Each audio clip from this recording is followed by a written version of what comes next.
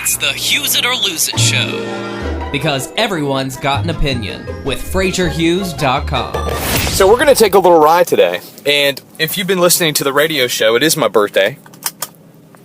And here in just a little bit, I'm going to tell you what I got for my birthday. Because 44 million Americans wear these. All right, here we go. I live in Salem, Virginia. And you can tell the big differences in from Roanoke, Salem to Blacksburg. Roanoke seems a little bit more uptight. Salem a little bit more relaxed, and Blacksburg even more relaxed, more accepting. And I remember as a young child, went to two different high schools. I went to North Cross, and I went to actually three different high schools. North Cross for a while, Blue Ridge Boarding School, and then Patrick Henry, where I graduated from. I consider Patrick Henry my main high school, but because that's where I graduated from, and I feel like I felt the most comfortable and enjoyed my life the most was at PH.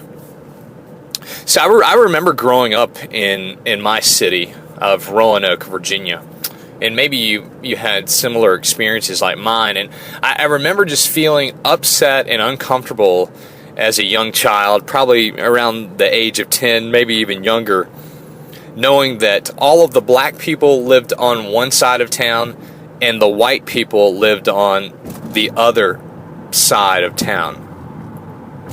I couldn't explain it. I mean, I didn't know. I don't remember ever getting real answers from my parents either. I mean, my parents aren't racist at all. I mean, they're very cool, accepting of others, even though racism does thrive still today, unfortunately. And I just remembering, hey, the black people live in this area of town, white people live in this area of town. And just always felt uncomfortable about it. I couldn't really explain it. And as an adult, you know, if you study segregation, and there's a book about, I think there's a book specifically about the city of Roanoke and why it's split up like this. But in most small towns, this is the way it is in America. You've got black people living in one area and white people living in the other. You go into big cities like Atlanta, where I lived for about 6 years, that's not necessarily the case. My roommate was black.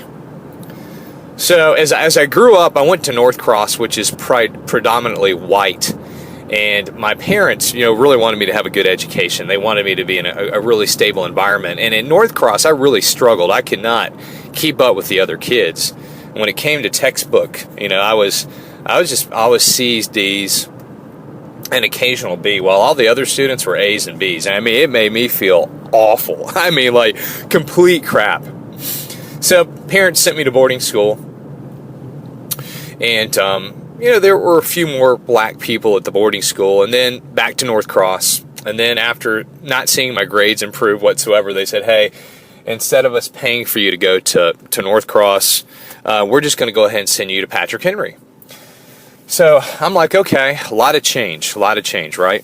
And some of you are very familiar with that. Hughes it, you agree. Lose it, you disagree. And when it comes to segregation, Hughes it or lose it. Why? Because everybody's got an opinion. So I go to Patrick Henry, and what an experience. First of all, the school was a little bit easier. Now, Patrick Henry, for more gifted students, or you could say more highly developed students, has their governor's school. That's what they had it during that time, that you could go to.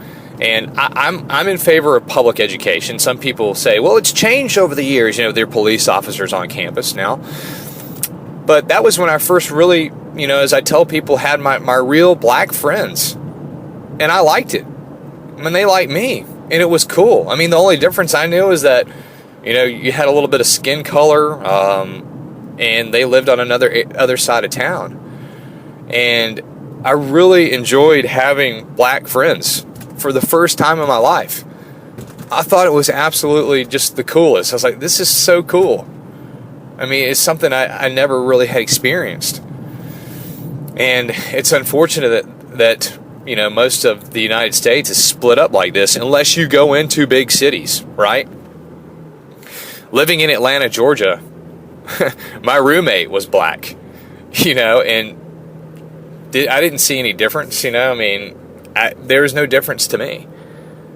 We would have discussions about it. I don't remember them. I remember briefly having discussions about white and black people, and, I don't know if racism will ever end in our country. It might take hundreds of more years. But when you go into small country towns, it's split up. And I find it to be unfortunate. And I find it to be kind of sad. And it makes me feel sad. And I wish it wasn't that way. It doesn't matter if it's my birthday or not, right? It's just every day. So we're almost to our destination. As you, if you've been listening, I'm in my car, wireless mic. Thanking my producer back at the studio for running the board while I drive to my destination. I'm not going to get out of the car. I'm just driving to this area to prove a point, because I had a birthday gift that I gave to myself this year. Today is my birthday, and I think everybody should give themselves a gift. Maybe it's something small. You're the only person that can give yourself the perfect gift. And Kiker tweets in, out of Richmond, Virginia, Frazierhughes it and lose it to segregation. And Bell tweets in, that's a cool name, Bell, Hughes or lose on Twitter. Bell tweets, Frazier lose it to racism. And secretly, a lot of people are racist. They really are. They just won't admit it. All right, so for my birthday, I decided to give myself this gift. 44 million Americans wear one of these. And that's a tattoo. Yeah, that's a tattoo. I've been getting tattoos since my early 20s. Now, if I could go back and do it all over again, I don't know if I would say no to my tattoos, because they've been a part of me. Some of them have been ego-driven. My most recent one was just a piece of art that I wanted to get because I just thought it looked really cool. Some of it could be ego. Some of it isn't. Some of it's just an expression of self, right? Body art.